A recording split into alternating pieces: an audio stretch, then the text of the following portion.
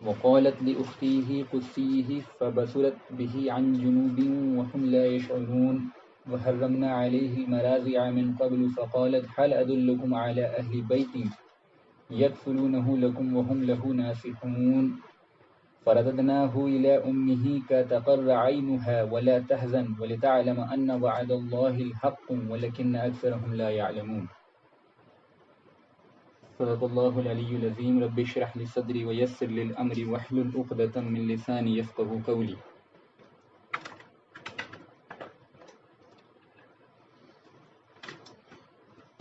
جی، سورہ قصص میں ہم آیت نمبر 10 تک کور کر چکے تھے، اور موسیٰ علیہ السلام کی سٹوری جو چل رہی ہے وہ اس مقام پہ پہنچی ہے کہ موسیٰ علیہ السلام کی پیدائش ہو گئی. پھر پیدائش کس خطرناک صورتحال میں ہوئی ہے اس کا تفصیلی بیان ہو چکا ہے کہ جس سال موسیٰ علیہ السلام کی پیدائش ہوئی تھی اس سال فرعون کی طرف سے عام حکم جاری ہو چکا تھا کہ بنی اسرائیل کے اندر جو بھی مرد میل چائلڈ پیدا ہوگا اس کو قتل کر دیا جائے گا. اس کے پیچھے ریزنز کیا تھے اس پہ گفتگو ہو چکی ہے نا. دوسری چیز یہ کہ فرعون کا ظلم و ستم کتنا زیادہ تھا اور وہ کس طرح کی قوت رکھتا تھا اپنی زمین میں، وہ بات بھی بالکل واضح کی جا چکی ہے. اب موسیٰ علیہ السلام کی ماں کی جو پریگننسی تھی اس کو اللہ تعالیٰ نے ہلکا رکھا اور وہ ظاہر نہیں ہونے دیا، لیکن جب موسیٰ علیہ السلام کی پیدائش ہو گئی اس کے بعد اب بچے کو محفوظ رکھنا اور اس کو سیف اینڈ سیکیور رکھنا یہ ایک مشکل ٹاسک تھا، ظاہر سی بات.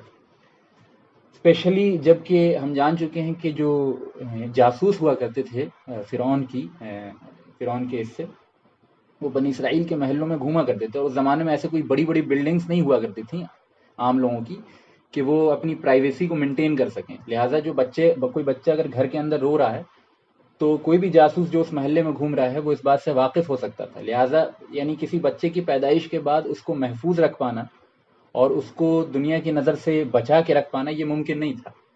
لیکن بہرحال اللہ تعالیٰ کو جو کام کرنا ہوتا ہے، اللہ تعالیٰ اپنے کام پہ غالب ہے. اللہ تعالیٰ کو جو کام کرنا ہوتا ہے تو پھر اس کے اسباب اس کے حساب سے پیدا کر دیتا ہے، اور بعض دفعہ اسباب کے پردے سے ہٹ کے بھی اللہ تعالیٰ جو ہے وہ کام کرتا ہے. یعنی عام قاعدہ تو اللہ تعالیٰ کا یہ ہے کہ جب دنیا کے اندر کوئی بھی تبدیلی اللہ تعالیٰ لانا چاہتا ہے تو جو اسباب ہے وہ تابع کر دیتا ہے اپنی تدبیر کے تحت. لہٰذا وہ اسباب اسی طرح سے پیدا ہو جاتے ہیں، سچویشنز کچھ ایسی پیدا ہو جاتی ہیں کہ پھر اللہ تعالیٰ جو ہے وہ کام آسان کر دیتا ہے. میں مثال کے طور پہ بتاتا ہوں، یہ چند بنیادی حکمت کی باتیں ہیں جو ہمیں معلوم ہونی چاہیے، ورنہ ہم اسباب کو اور اللہ تعالیٰ کی تقدیر کو بعض دفعہ یہ سمجھتے ہیں کہ وہ اپوزٹ چیزیں ہیں. بالکل نہیں ہیں، اسباب بھی تقدیر کی تابع ہیں. لہٰذا ہم دیکھتے ہیں کہ جیسا کہ بخاری کی حدیث ہے، سیدہ عائشہ صدیقہ رضی اللہ عنہ فرماتی ہیں کہ جنگ بعاث، پہلے جنگ بعاث کا ذرا کانٹیکسٹ سمجھ لیجیے کہ جنگ بعاث وہ جنگ تھی جو یعنی جو مدینے میں جو انصار کے قبیلے تھے اوس و خزرج، ان کے مابین بہت زمانے سے جنگیں چلی آ رہی تھیں. تو جو ایک فائنل جنگ ہوئی ہے ہجرت سے پہلے اس کو جنگ بعاث کہتے ہیں. جنگ بعاث کے نتیجے میں کیا ہوا کہ اوس و خزرج کے بڑے بڑے لیڈرز جو تھے مدینہ کے اندر وہ سب کے سب قتل ہو گئے. لہٰذا مدینہ کی جو ایک نئی جوان نسل بچی تھی، یہ میں اسلام کے آنے سے پہلے کی بات بتا رہا ہوں، وہ اب اس بات کی امید میں تھی کہ کوئی ایسا شخص باہر سے آئے اور ان کے اوپر لیڈر بنے جو کہ ان کے درمیان عدل کا کام کرے، ان کو یونائٹ کر سکے. لہٰذا اس جنگ کے بعد جو ہے وہ ان کے اندر ایک قبولیت کی صلاحیت جو ہے اہل مدینہ کے اندر بڑھ گئی کہ وہ کسی آؤٹ سائڈ لیڈر کو قبول کریں، کیونکہ انہوں نے دیکھ لیا کہ اگر ہم مدینہ کے اندر سے کسی لیڈر کو قبول کرتے ہیں یا لیڈر بناتے ہیں تو وہ کسی ایک طرف ضرور انکلائنڈ ہوگا، یا تو اوس کی طرف ہوگا یا خزرج کی طرف ہوگا. تو یہ جو ان کی کیفیت ہوئی، یہ جو لیڈر لیس سچویشن تھی، یہ جو پاور ویکیوم کریٹ ہوا وہاں، سیدہ عائشہ فرماتی ہیں کہ یہ جنگ بعاث اگرچہ کوئی بھی جنگ جو ہے جس میں لوگوں کا خون ہوتا ہے، بیجا خون، وہ ایک بری چیز ہے، لیکن اللہ تعالیٰ بری چیز کے ذریعے بھی دین کی مدد کروا دیتا ہے. ٹھیک ہے، لہٰذا یہ جنگ بعاث یعنی کوئی بھی جنگ جو لا الہ الا اللہ کے ماں سوا کسی بھی بنیاد پہ لڑی جائے تو وہ جنگ جو ہے وہ بہت نقصان دہ اور بہت بری شے ہے. تو وہ جنگ بری تھی، لیکن سیدہ عائشہ فرماتی ہیں کہ جنگ بعاث اللہ تعالیٰ نے نبی کریم صلی اللہ علیہ وسلم کو تحفے میں دی، اور اس کا مطلب یہ ہوا کہ جنگ بعاث کے بعد وہ سارے بڑے بڑے لیڈرز جب ختم ہو گئے مدینہ کے، تو پھر مدینہ والوں کے اندر ایک آؤٹ سائڈ کوئی چارمنگ پرسنالٹی کو کھوجنے کی جو ایک للک ہے وہ پیدا ہوئی. لہٰذا یہ اسباب اللہ تعالیٰ نے ویسا پیدا کیے کہ مدینے والے اور اہل مدینہ کے اندر رسول اللہ صلی اللہ علیہ وسلم کو بحیثیت لیڈر، پولیٹیکل بھی اور اسپرچل بھی، قبول کرنے کی صلاحیت پیدا ہوئی. ٹھیک ہے، تو اللہ تعالیٰ جب کوئی کام کرنا چاہتا ہے تو اس کے جیسے اسباب پیدا کر دیتا ہے. وہی معاملہ موسیٰ علیہ السلام کی سٹوری میں ہم کنٹینیوسلی ریکر ہوتا دیکھیں گے. تو خیر بہرحال تو اسباب، اور بعض دفعہ اللہ تعالیٰ اسباب سے ہٹ کے بھی فیصلہ کرتا ہے، جو کہ جس کا اگزامپل بھی ہمیں موسیٰ علیہ السلام کی زندگی میں ملے گا. گویا کہ اللہ تعالیٰ کی جو پوری تدبیر ہے، تدبیر امر ہے، وہ اسباب کے ذریعے بھی ہوتی ہے، اسباب سے بلند ہو کے بھی ہوتی ہے. اور دونوں طریقے کا جو یعنی کارنامہ ہے اللہ تعالیٰ کا، طریقہ کار ہے، وہ ہم اس صورت کے اندر دیکھتے ہیں. اور موسیٰ علیہ السلام کی لائف کے اندر دونوں طریقے ہم دیکھتے ہیں اللہ تعالیٰ کے. تو اللہ تعالیٰ نے حکم یہ دیا موسیٰ علیہ السلام کی ماں کو، یہ وحی کی کہ بچے کو یعنی جو نرشمنٹ کا کام ہے وہ کرتی رہو، اور جب وہ تمہیں خدشہ محسوس ہو تو اس بچے کو پانی میں ڈال. اب یہ کام کیا انہوں نے، اس پہ تفصیلی گفتگو ہو چکی ہے. اور یہاں پہ توکل کے ایلیمنٹ پہ بھی ہم نے جو ہے تفصیلی بات کی تھی کہ وہ یعنی اللہ تعالیٰ پہ توکل کرنے کا کیا فائدہ ہوتا ہے، اور اس کے نتائج آج ہم دیکھیں گے انشاءاللہ تعالیٰ.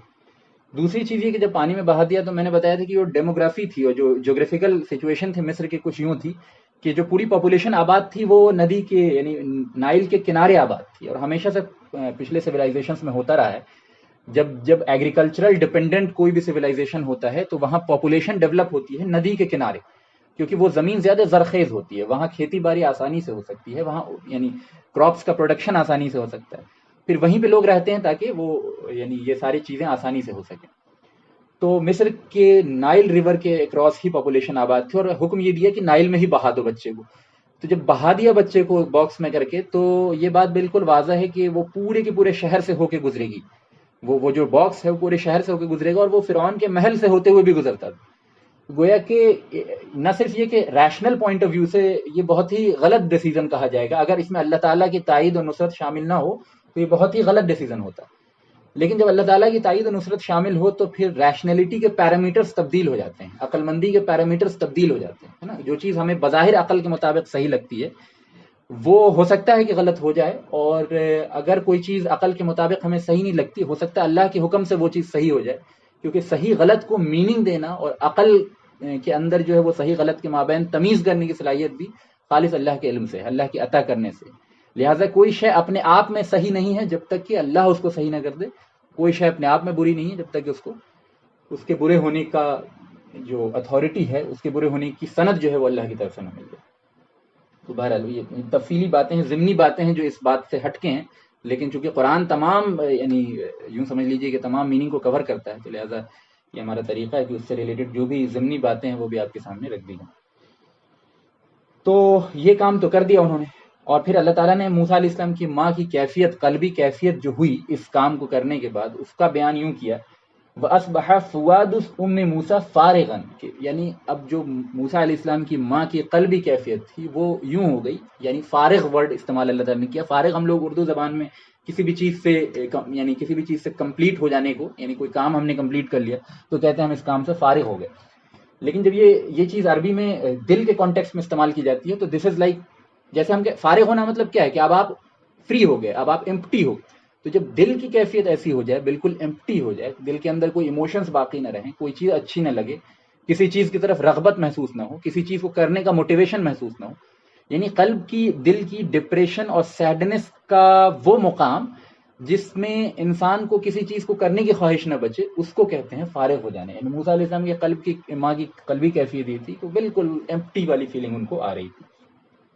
ان کادت لتبدی بہ لولا ان ربطنا علی قلبی، اور قریب تھا کہ وہ اس بات کو لوگوں میں ظاہر کر دیتی اگر ہم ان کے دل کو اطمینان نہ بخشتے. گویا کہ اس سے ایک اور بات سمجھ میں آئی کہ بڑے سے بڑے نیک لوگوں کو بھی اللہ تعالیٰ کی طرف سے اطمینان کی ضرورت ہوتی ہے. اور کوئی شخص کتنا بھی بڑا ولی اللہ کیوں نہ ہو جائے، کتنے بھی بڑے مقام پہ کیوں نہ چلا جائے، اللہ کے سامنے وہ محتاج ہے، اپنی نیکی کے لیے بھی، اپنے قلب کے استقامت کے لیے بھی، دین پہ قائم رہنے کے لیے بھی وہ اللہ کا محتاج ہے. لہٰذا کسی موقع پہ بھی جو بھی دین پہ عمل کرنے والے لوگ ہیں، بظاہر جن کو لگتا ہے کہ وہ دین پہ عمل کرتے ہیں، ان کو کبھی بھی اس خام خیالی میں مبتلا نہیں ہونے چاہیے کہ وہ بڑے دقاق ہیں، وہ بڑے قابل شخصیت ہیں، بہت بہادر ہیں، بہت بڑے مجاہد ہیں. نہیں، بلکہ ہر مومنٹ آپ کے دل میں یہ احساس ہونا چاہیے کہ اس موقع پہ جو میں نیکی کر رہا ہوں یہ خالص اللہ کے فضل کے نتیجے میں ہے، اور کوئی گارنٹی نہیں ہے کہ میں اگلے موقع پہ نیکی کروں گا کہ نہیں کروں گا. ٹھیک ہے، تو یہ جو ایلیمنٹ ہے یہ ہمیشہ ہمارے ذہن میں تازہ ہونا چاہیے کہ اللہ کے ماں سوا کسی کی توفیق سے اپنی ذات سے کوئی نیکی کر ہی نہیں سکتا، اپنی ذات سے کوئی چیز جو ہے وہ انڈیپینڈنٹ ہو ہی نہیں سکتی. بڑی سے بڑی ہستیاں بھی اللہ تعالیٰ کے مدد اور اس کی رحمت اور اس کے استقامت کے عطا کرنے پہ ڈیپینڈنٹ.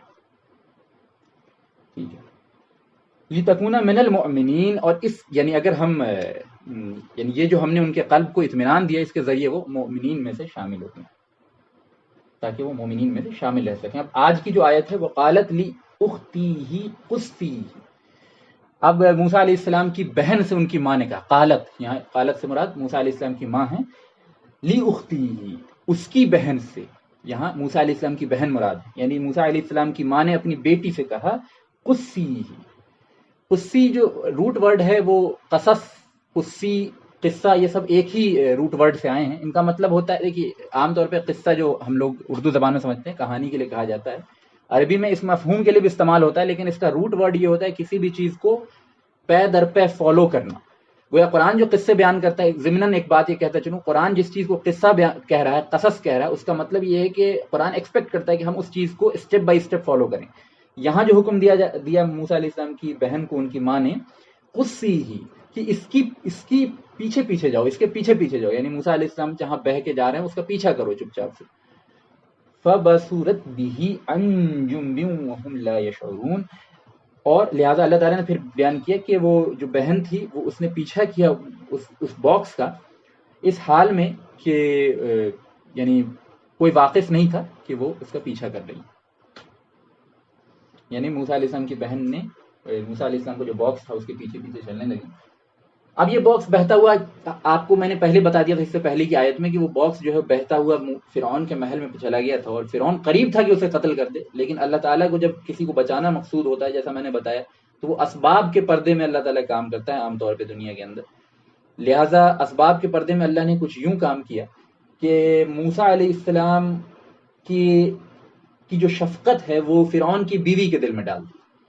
اس کا نتیجہ یہ ہوا کہ فرعون کی بیوی نے ریکویسٹ کی کہ آپ جو ہے وہ اسے قتل نہ کریں، ہو سکتا ہے یہ ہماری آنکھوں کی ٹھنڈک بن جائے، ہو سکتا ہے ہم اسے اپنا بیٹا بنا لیں۔ تو یہ معاملہ ہوا، تو فرعون کے محل میں موسیٰ علیہ السلام پہنچ چکے تھے، یہ بات آپ پہ مطلب آپ کو بتائی جا چکی ہے۔ اب ظاہر ہے کہ چھوٹا بچہ کسی محل میں گیا ہے، کسی لوگوں کے بیچ میں گیا ہے، تو سب سے پہلا جو کسی بھی ایک ذی عقل انسان کا کنسرن ہوگا وہ یہ کہ اس بچے کو دودھ پلایا جائے، اس کے کھان پان کا، نرشمنٹ کا انتظام کیا جائے۔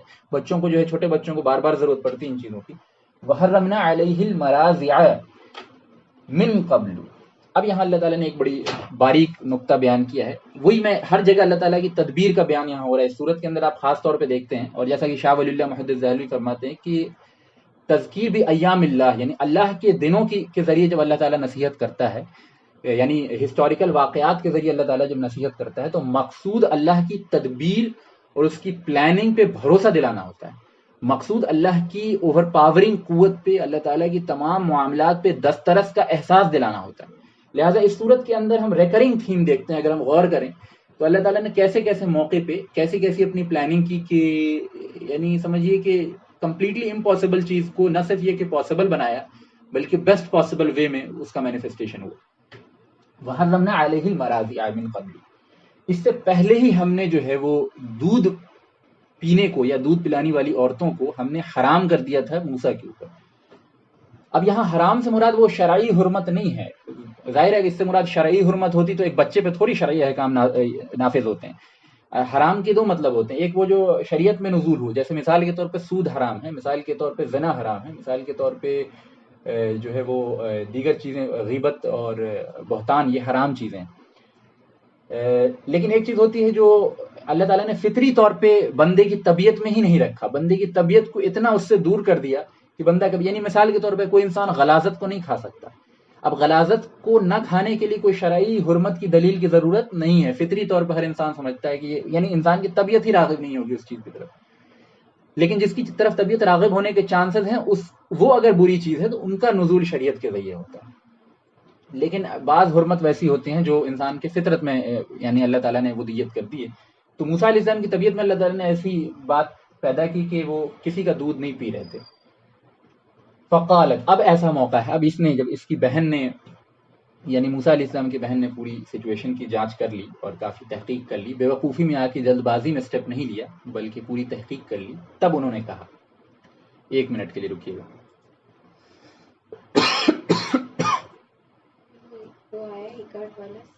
ہاں ٹھیک ہے، ٹھیک آرام سے۔ جی، تو جب انہوں نے تحقیق کر لی موسیٰ علیہ السلام کی بہن نے. تو پھر اب وہاں پہ بات اس کچھ یوں رکھی کہ بات جو ہے ذرا نیوٹرل محسوس ہو. دیکھیے مومن جو ہوتا ہے وہ عقل مند ہوتا ہے، وہ بیوقوف نہیں ہوتا. بیوقوف نہیں ہوتا ہے، جلد باز بھی نہیں ہوتا ہے، لیکن بزدل بھی نہیں ہوتا ہے. تو اس بات کو سمجھ لیں کہ مومن جو ہے صحیح موقع پہ صحیح اسٹیپ لیتا ہے، لیکن اور اس کا یہ مطلب نہیں کہ مومن جذباتی نہیں ہوتا. مومن جذباتی ہوتا ہے لیکن جذبات کو صحیح ڈائریکشن میں یوز کرنا جانتا ہے، جذبات کو صحیح وقت پہ استعمال کرنا جانتا ہے. یہ بہت امپورٹنٹ ہے. لیکن اب یہ صحیح وقت کے ڈیفینیشن میں لوگوں نے اختلاف کر رکھا ہے، کون سا وقت صحیح ہے کون سا وقت صحیح نہیں ہے، پھر یہ ایک علیحدہ موضوع ہے. لیکن بہرحال مومن اپنے جذبات کو چینلائز کر کے صحیح ڈائریکشن میں استعمال کرنا جانتا ہے. لہٰذا موسیٰ علیہ السلام کی بہن نے بڑے عقل مندی سے وہاں پہ کام کیا، گھل مل گئیں. اور پھر کہا فقالت، اور موسیٰ علیہ السلام کی بہن نے کہا هل ادلکم، کیا میں تمہیں نہ بتا دوں، علی اہل بیتن، ایسے گھر والوں کے بارے میں، یکفلونہ، جو اس کی کفالت کریں، جو اس بچے کی کفالت. اب کفالت سے مراد ساری چیزیں ہیں، دودھ پلانا وغیرہ اور تمام چیزیں. لکم، تمہارے لیے اس بچے کی کفالت کریں، وہم لہو ناصحون، اور بڑے ناصح لوگ بھی ہوں وہ. یعنی موسیٰ علیہ السلام کی ماں نے، جس کو کہتے ہیں نا کہ وہ ایلیویٹر پچ کہتے ہیں بزنس کی زبان میں، کہ موقع دیکھ کے جو ہے تھوڑا دیر کا موقع آپ کو ملتا ہے تو اس موقع پہ آپ صحیح بات اپنے بزنس آئیڈیا جو ہے ان کے سامنے رکھ دیں. تو this was not a business idea, but again یہ ایک پلاننگ کے تحت ہی موسیٰ علیہ السلام کی بہن نے سچویشن کو کا آنکلن کرنے کے بعد یہ کہا کہ کیا میں تمہیں ایسے گھر والوں کے بارے میں نہ بتا دوں جو اس بچے کی کفالت بھی کریں اور بڑے اچھے لوگ ہوں، بڑے ناصح لوگ ہوں، صحیح چاہنے والے لوگ ہوں. اب یہ موقع تھا جب موسیٰ علیہ السلام کی بہن نے اشارہ کیا ہے موسیٰ علیہ السلام کے اوریجنل گھر کی طرف. تو اب فرعون اور اس کے گھر والوں نے، فرعون اور اس کے درباریوں نے کہا کہ ٹھیک ہے بلاؤ اس گھر والوں کو. تو جب موسیٰ علیہ السلام کی ماں کو بلایا گیا تو موسیٰ علیہ السلام نے دودھ پینا شروع کر دیا. فرعون اس بات سے خوش ہوا، دربار والے اس بات سے خوش ہوئے. ظاہر ہے وہ ناواقف تھے کہ کیا ہو رہا ہے ساری چیزیں. اللہ تعالیٰ اپنے کام پہ غالب ہے. لہٰذا اب فرعون نے یہ سینکشن کیا کہ یہ بچے کو تم اپنے کفالت میں رکھو اور اس کا خیال رکھو، اسے دودھ پلاؤ، اور جو ہے جو تمہاری سیلری ہوگی. بلکہ پہلے تو جیسے تفسیر کی کتابوں میں مینشن ہے، قصص الانبیاء وغیرہ میں مینشن ہے کہ پہلے تو فرعون نے کہا کہ موسیٰ علیہ السلام کی ماں کو کہ تم ہمارے دربار میں رہو. لیکن موسیٰ علیہ السلام کی ماں نے شرط رکھ دی کہ میں تب تک دودھ نہیں پلاؤں گی جب تک کہ آپ مجھے میرے گھر جانے نہ دیں، اور میں اپنے گھر میں اپنے حساب سے پلاؤں، اپنے حساب سے اس کا خیال رکھوں. تو یہ کنڈیشن رکھی. فرعون مجبور تھا، اس نے مانا کنڈیشن کہ ہاں ٹھیک ہے ایسی بات ہے چلو. تو اور پھر یہ کہ منمانی سیلری جو ہے وہ یعنی ایک اچھا خاصا اسٹائپینڈ جو ہے مقرر کیا گیا ان کی ماں کے لیے. تو یہاں پہ ہم دیکھتے ہیں کہ اللہ تعالیٰ کی پلاننگ پہ بھروسہ کرنے کا نتیجہ یہ ہوا کہ اللہ کا دشمن فرعون جو ہے وہ اللہ کے نبی کی پرورش کے لیے پے کر رہا ہے، اپنی سلطنت کی تباہی کے لیے پے کر رہا ہے. اور موسیٰ علیہ السلام اپنی ماں، یعنی موسیٰ علیہ السلام کی جو ماں ہیں وہ اپنے بچے کو دودھ پلا رہی ہیں، اپنے بچے کا خیال رکھ رہی ہیں، ان کو ساری سکون و اطمینان مل رہا ہے. اور پھر شی از بینگ پیڈ فرام فرعون تاکہ وہ موسیٰ علیہ السلام کو گرو کریں اور تاکہ موسیٰ علیہ السلام قوی ہوں، مضبوط ہوں، پھر سلطنت مصر کا خاتمہ کریں. گویا آپ یوں سمجھ لیجیے کہ اللہ تعالیٰ کی پلاننگ ایسی ہے کہ دشمن کے ہاتھ پرورش ہو رہی ہے، دشمن کے پیسے سے پرورش ہو رہی ہے، اور پھر یہ کہ یعنی موسیٰ علیہ السلام کی ماں کو سرکاری پروٹیکشن مل رہا ہے. تو اللہ تعالیٰ پہ توکل کا نتیجہ یہ ہوا کہ اگر موسیٰ علیہ السلام کی ماں اپنی عقل کے اعتبار سے اللہ کے حکم کو درکنار کرتے ہوئے اس بچے کو اپنے پاس رکھ لیتی اور پانی میں نہیں ڈالتی، جیسا کہ القیہ فی الیم، جیسا اللہ نے حکم دیا تھا کہ اس کو پانی میں ڈال دینا جب تمہیں خدشہ محسوس ہو. تو اگر تو یہ نہیں کرتی اپنے حساب سے ذہن اور دماغ دوڑا کے، تو پھر معاملہ وہی ہوتا کہ موسیٰ علیہ السلام قتل ہو جاتے، ہے نا، چاہے تھوڑی دیر بعد ہوتے لیکن ہو جاتے قتل. اس حکم پہ عمل کرنے کے نتیجے میں یہ ہوا کہ اللہ تعالیٰ نے تمام تدبیر اور تمام اسباب کو تابع کر دیا اپنی تقدیر کے. جو وعدہ اللہ تعالیٰ نے کیا تھا کہ ہم اسے ضرور تمہارے پاس پلٹا کے لے کے آئیں گے اور اسے اپنے رسولوں میں بنائیں گے، جس کا ذکر اللہ تعالیٰ نے اب یہاں پہ بیان کیا. فرددناہ الی امہ، اور اس طرح ہم نے لوٹا دیا موسیٰ کو اس کی ماں کے جانب. کا تقر عینھا، تاکہ اس کی آنکھیں ٹھنڈی ہو جائیں. ولا تحزن، اور وہ غم بھی نہ کرے. وَلِتَعْلَمْ، اور اس بات کا علم اسے ہو جائے. دیکھیے علم تو پہلے بھی تھا، لیکن جب انسان کے سامنے معاوضہ ہوتا ہے تو وہ علم جو ہے وجہ علی البصیرہ ہوتا ہے، وہ یقینی علم ہوتا ہے، جس کو کہتے ہیں نا سورہ تکاثر میں عین الیقین بیان کیا، جو آنکھ سے دیکھ کے یقین ہوتا ہے، وہ کبھی بھی جو ہے وہ سن کے پڑھ کے وہ یقین نہیں ہو سکتا. یہی وجہ ہے کہ صحابہ کرام کا ایمان بہت بلند اس لیے تھا کہ وہ نبی کریم صلی اللہ علیہ وسلم کی ذات اقدس کو اپنے درمیان پاتے تھے. آپ کی شخصیت و کردار میں وہ جاذبیت تھی کہ وہ یعنی آپ کو دیکھنے والا خود ہی اس پیغام سے متاثر ہو جاتا تھا. ہماری اور آپ کی بات میں وہ تاثیر اس لیے نہیں ہوتی کہ ہماری شخصیتیں ویسی بلند نہیں ہیں، ہمارا کردار اتنا مضبوط نہیں ہے، ہمارا اللہ سے کنیکشن اتنا مضبوط نہیں. اور پھر جب ایسی ہستیاں ہمارے درمیان ہوتی ہیں تو انسان پہ اثر زیادہ ہوتا ہے. لمبی لمبی تقریروں کا وہ اثر نہیں ہو سکتا جو اللہ کے نیک بندوں کی چند چھوٹی باتوں کا اثر ہوتا ہے. تو اس بات کو ذرا ہم یعنی جو ینگ جنریشن والے لوگ ہیں اس کو ذرا یعنی ہم سے پچھلی جنریشن والوں کے اس چیز کی اہمیت تھی کہ وہ تربیت کو بڑی اہمیت دیتے تھے اور نیک لوگوں کے ساتھ رہنے کو بڑی اہمیت دیتے تھے. ابھی جو ہے اس میں کوئی دو رائے نہیں کہ ابھی پڑھنے کا اور اسلام کو سیکھنے کا جذبہ ابھی کے نوجوان نسل میں پچھلی جنریشن سے بہت زیادہ ہے, اس میں شک کی بات نہیں ہے. لیکن ابھی ایک چیز یہ کمی ہو گئی ہے کہ ہم نے تربیت کو اور ہم نے جو ہے اللہ کے نیک بندوں کے ساتھ وقت گزارنے کو اور ایکچوئل ان کے ساتھ رہنے کو ذرا انڈر اسٹیمیٹ کر لیا ہے ہم نے. یعنی کتابوں کو اہمیت تو دینا ہی ہے, دروس اور لیکچر کو اہمیت تو دینا ہی ہے, لیکن ساتھ رہنے کی اہمیت بھی بہت زیادہ ہے, کیونکہ اس سے انسان اپنی نگاہوں سے معجزات اور معجزات ناٹ نیسیسری بٹ ہاں اللہ تعالیٰ کی رحمت اور برکت کو اپنی نگاہوں سے دیکھتا ہے. تو اس سے یقین میں پختگی آتی ہے, اس سے ایمان جو ہے مضبوط ہوتا ہے. جیسا کہ یہاں موسیٰ علیہ السلام کے بارے میں بھی اللہ تعالیٰ نے کہا ہے, موسیٰ علیہ السلام کی ماں کے بارے میں وَلِتَعْلَمْ تاکہ وہ جان لے. یعنی یہ جاننا جو ہے وہ ویسا جاننا نہیں تھا جب اللہ تعالیٰ نے انہیں بتایا تھا. دونوں جگہ جو ہے علم یعنی علم ہی کی بات ہو رہی ہے, لیکن جو پہلی دفعہ اللہ تعالیٰ نے پریڈکشن بتایا تھا that was not equal to this علم. یہ جو علم ہے وہ عین الیقین ہے, وہ یقینی علم ہے. تو اس کا مقابلہ نہیں ہو سکتا, جیسا کہ نبی کریم صلی اللہ علیہ وسلم نے فرمایا کہ آنکھوں کا دیکھنا کانوں کے سننے کے برابر نہیں ہو سکتا. ان وعد اللہ الحق, تاکہ وہ جان لے کہ اللہ تعالیٰ کا وعدہ حق ہے. ہر مومن جانتا ہے کہ اللہ کا وعدہ حق ہے, لیکن جب اس طرح کے واقعات سامنے ہوتے ہیں تو انسان کے ایمان میں اضافہ ہوتا ہے. وَلَكِنَّ أَكْثَرَهُمْ لَا يَعْلَمُونَ, لیکن لوگوں کی اکثریت اس بات کو نہیں جانتی. تو یہ پورا سما باندھا گیا. اللہ تعالیٰ نے اس سٹوری پہ جو کمنٹ کیا ہے وہ کچھ یوں کیا ہے کہ سارے واقعات کو بیان کرنے کے بعد جو جس کو کہہ سکتے ہیں کہ لب لباب ہے اس پورے واقعہ کا, وہ یہ ہے کہ ان وعد اللہ حق, کہ بے شک اللہ کا وعدہ حق ہے. اب جو وعدے اللہ تعالیٰ کے ہم نے کتاب و سنت سے پڑھتے ہیں, ہم قرآن میں اور سنت متواتر سے, اس پہ ہمارا یقین اتنا پختہ ہونا چاہیے کہ یہ واقعہ ہونا ہے. لیکن یقین جانیے کہ جب وہ واقعہ ہماری نگاہوں کے سامنے ہوگا تو یقین میں زیادہ پختگی آ جائے گی. مثال کے طور پہ اللہ, جیسے آپ احادیث میں پڑھتے ہیں, صحیح مسلم وغیرہ کی احادیث میں بڑی کثرت سے جو ہے وہ آخری دور کے تعلق سے پیشن گوئیاں ہیں. اب جو شخص ان علوم پہ اچھا رسوخ رکھتا ہے وہ محسوس کر سکتا ہے کہ وہ ان احادیث کے بعض حصے کو اپنی زندگی میں ٹرو ہوتا دیکھ رہا ہے آج کے دور میں. لیکن اب جو آدمی ان سے واقف نہیں ہے یا جس کا یقین اتنا پختہ نہیں ہے, وہ ظاہر ہے کہ ہونے والی سچویشن سے بڑا پریشان سا ہو جائے گا. ہمارے آس پاس جو ہر طرح کی باتیں ہو رہی اس سے بڑا پریشان سا ہو جائے گا, وہ بہت ہی پینک اور ڈسٹربڈ محسوس کرے گا اپنے آپ کو. لیکن جب انسان یعنی ان علوم پہ غور کرتا ہے تو محسوس کرتا ہے کہ ان کا کچھ حصہ جو ہے ہماری نگاہوں کے سامنے پورا ہو رہا ہے, اگرچہ پورے طور پہ نہیں ہو رہا, اور انٹرپریٹیشن کی بات ہے یہ بھی, لیکن کچھ حصہ پورا ہو رہا ہے, تو اس سے ایمان میں مضبوطی بھی آتی ہے. اسی طرح قرآن مجید کے جو بعض اثرات ہیں, جیسے اللہ تعالیٰ نے سورہ غالباً جہاں تک مجھے یاد آ رہا ہے یا تو سورہ صفات میں یا سورہ فاطر میں کہا ہے, میں شور نہیں ہوں وہ حوالہ, لیکن کہا ہے کہ عنقریب ہم آسمانوں میں اور تمہارے نفوس میں وہ نشانیاں دکھائیں گے جس سے ظاہر ہو جائے گا کہ یہ قرآن حق ہے. تو بعض قرآن کی جو پریڈکشنز ہیں, بعض قرآن کی جو ڈسکرپشنز ہیں ہیومن بایولوجی کے بارے میں اور یونیورس کے بارے میں, اگرچہ قرآن is not a book of science, اس بات کو سمجھیں, قرآن سائنس پڑھانے کے لیے نازل نہیں ہوا, ہدایت کے لیے نازل ہوا, لیکن اشارتاً کہیں اگر کوئی بات کہی جائے گی تو وہ خلاف واقع نہیں ہوگی. لہٰذا اشارتاً جو باتیں قرآن کے اندر کہی گئی وہ آج ہم دیکھتے ہیں تحقیق کے ذریعے جو سامنے آتی ہیں, تو ہماری ایمان میں اضافہ ہوتا ہے, اور یہ نیچرل بات ہے, اس میں کوئی حرج کی بات نہیں ہے.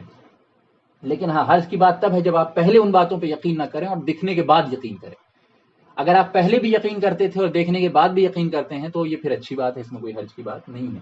تو اللہ تعالیٰ نے اس پوری اسٹوری پر یوں کمنٹ کیا کہ ان وعد اللہ حق, بے شک اللہ کا وعدہ سچا ہے, ولیکن اکثرہم لا یعلمون, لیکن لوگوں کی اکثریت اس چیز کا علم نہیں رکھتی.